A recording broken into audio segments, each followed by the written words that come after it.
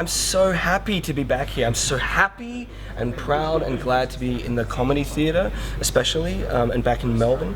But the Comedy Theatre is the theatre that brought me here 5 years ago for Rock of Ages. But when Dean asked me to put me down to do both voices for a tape, yeah, I didn't really know what was going to happen. You know, and we don't want to hide it by any means, and but we also don't want to make it oblivious and make it very obvious. So it's like it's really little balance. In the beginning, yes, it's very quite tricky, and that's just about Dash and I becoming in sync and having different ways of doing it. But that's what's great, because it does slightly change every show, as it should, organically.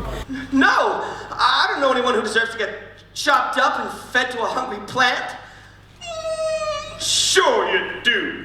As you'll notice as the show goes on, it's Brent Seymour's voice for all of Act 1. As soon as he eats the dentist joins, Mr. Mushnick, and finally Audrey. So by the end of Act 2, all of the dead people are voicing the plant. So it's really showing how they literally feed into what makes the plant. Lift up your head, wash off that mascara. Here, take my Kleenex, wipe that lipstick away.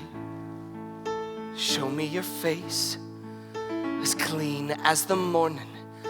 I know things were bad, but now they're okay. You really can feel everyone in the house. It's just absolutely wonderful. This, with an audience, is a very fun show to do. So, what Melbourne audiences can expect, juggling, fire breathing, snowboarding. We have snowboarding in the show. Don't make me promise this. They can expect to have a really fun night out, great music. And I think you can feel at times some people start to suddenly Seymour standing beside you. You don't need no makeup, don't have to pretend. It's a comedy. They're the things that sort of drew me into it, and the score, the soul, R&B, soundtrack. It's all the things that I kind of really like. So, I mean, Suddenly Seymour is fantastic. It's a beautiful piece. I get to kiss Esther, so that's always great.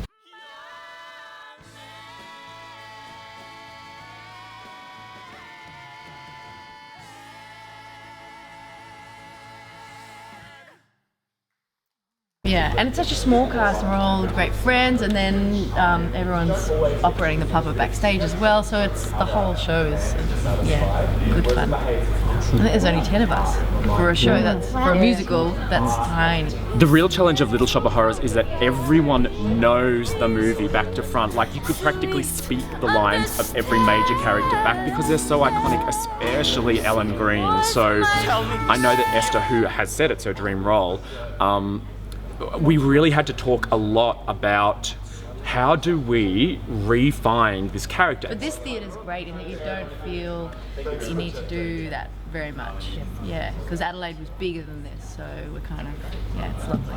It's a great theatre. It's a real team effort. Yeah, and it's important to remember that.